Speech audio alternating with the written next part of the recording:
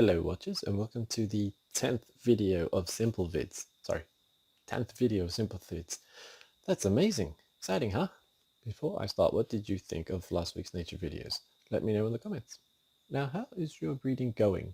My number one goal for this video series is to encourage people to read, and my friends and family have been taking it quite good and reading as well, especially my nieces and nephews. Hello Bryce, and hello Ethan. And Jam38, no, Jam3D, yeah. Now I've often been told I could write good books for a younger audience, so who knows, maybe I'll write kid stuff later on. Today I'm looking back over my February read. So it was supposed to be The Price of the Stars, but that was terrible, and it became the much better The Ill-Made Mute by Cecilia Dart-Thornton. Now this is a really good book. A little confession, I haven't finished it. I've only gotten through this much, but it's a very interestingly written book anyway. It is, there we can see 600, I hope that shows up, 602 pages, but in this book there is only 10 chapters. Yeah, so I don't know how they did it, but it's an interesting way to write it. It makes it good. You know you're in a certain spot for quite a while, and then with your bookmark you just pause when you want to and go off, do something, come back, keep reading. But yeah, if someone said write a several hundred page book with only 10 chapters, I'd be like, what do you put in each chapter? I guess each chapter's kind of a part, so maybe it's got like 10 parts and no chapters. Anyway, so I haven't finished it yet. That's okay. I made the list more of a guideline. It's not hard, fast rules. I didn't promise I'd finish it all by the end of the year or within each month. Back in 2020, that was the case. But even then, I just had to finish all 12 books before the end of the year, not in the month. I just knew I was behind if I was still reading Marge's book in, say, April. I am still reading through The Ill-Made Mute quite steadily, but I'm not going to binge it because it's quite a good book and I'm really enjoying it. So, you know, if you suddenly go and finish it, that's just going to ruin the taste of the book for you. But I will read it steadily. So if I ever have free time, I'm like, no. Stop whatever you're doing. Ill-Made Mute. That's the aim for now. After February comes March, and we return to Peter Pan by J.M. Barrie. Is that correct? Yes, J.M. Barrie, not J.T. Moriarty. Don't get us confused. You'll notice I've got a bookmark in that as well. I started reading it at the start of 2020, I think, and then put it aside for writing and reading, and Dragonflight, book number 1, which was really exciting. And this was a curiosity. It's more of a curiosity. I read Pride and Prejudice, and that was very, very good. But that was one of the very old books that I always thought I should read that, see what it's actually like. Peter Pan hasn't been terrible, but it's very dated, very old language. I think I can finish it. Plus, it's a short read, so considering how short this is, but how long Ill-Made Mute is, here's the comparison. I'll get both of them finished before April at least, and have a proper review for both of them.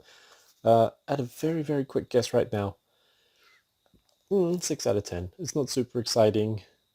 I don't care if I don't read it, but I still put on the list to make sure, get through the whole thing and have a proper opinion. A word of caution if you're going to read some of the old stuff like Pride and Prejudice and Peter Pan. Some of them are good, some of them are bad. Be ready to throw them aside if they're boring, but don't throw them out just because they don't instantly catch you. Some might take a chapter or two to actually get going. So, pick a number of chapters and decide after that. But if you just start and go, I hate this, and then chuck it, well, maybe you're missing something. But, it's a balance. Don't hang on. For example, A Christmas Carol. I had it somewhere here. They've done 2 million movies and cartoons of it, and I thought I'll read it. And I heard a lot about Charles Dickens, and I didn't finish it. It was boring. It was like pulling teeth. It was so slow. Nothing happened. You already knew the story. I gave it a pop because he liked it. So, how is this going now? I'm giving a sort of cheeky early review because, I've only read half of it. It's like watching 1.5 Lord of the Rings movies and then I've got a bug on me. It's like watching 1.5 Lord of the Rings movies and then deciding if you like the trilogy. You're missing half the content. It's very good. It starts off with, what have I written here? It begins with a poor young urchin who lives in a tower. as the lowest of the low. They can't speak, hence the mute. But they see many things and learn a lot, mostly because other people don't realize that or assume that they're stupid because they're mute. They hear a great deal of fairy tales, scary ones, and see great balls held in the higher rooms of the tower for the storm riders, wonderful knights who ride horses gifted with gravity-defying metal that lets them fly. That's how things begin. From there, it continues on. Our hero obviously doesn't stay in the tower. That's the tower. I don't know if that's going to show up any well. But they have no face, as in they're covered up. Whoever looks after them, this old crotchety lady, she's like, cool, don't talk to anyone. You can't. We don't know who you are, and cover your face up because you're hideous. And everyone who sees them is like, ugh, that's gross. No wonder you're down here. Please stay down here. But they decide to go out and find out who they are, what their memories are, what their name's supposed to be, all that sort of good stuff. It doesn't stay put. And I've been reading for ages, and in probably 2 or 3 chapters, I felt like I'd read a whole book's worth of greatness. So there's just more and more and more of it. I'm really enjoying it. So I'm going to guess ahead and say 8 out of 10. There's no way that will go down. It might go up depending on the end, but I've got no idea what happens here. That's a very good book, written by an Australian author, not very well known, Cecilia Dart-Thornton. The other 2 are over here. I'm actually enjoying it so much, I'm thinking of pushing 2 more books off the list and putting this in the middle of the year and at the end. So that way it'll be like reading Lord of the Rings again, which was Fellowship, Two Towers, and then Return of the King at the end of the year. That would be fine by me. What do you say? Can I break the rules? Because it's more of a guideline, as I said. Anyway, it's up to you, reader. Maybe you disagree with everything I've ever suggested, but that's cool. It's up to you what you read. Alright, that's about it for this week. Please like and subscribe and share my videos. It helps me out, and maybe you'll encourage your own family and friends to start reading.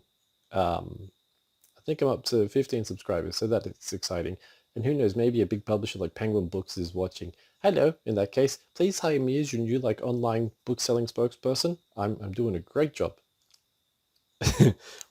Yeah, so oh wait, it's March. Ahem. Blah blah blah blah blah. Ooh, hook. I'm Moriarty. What are you reading?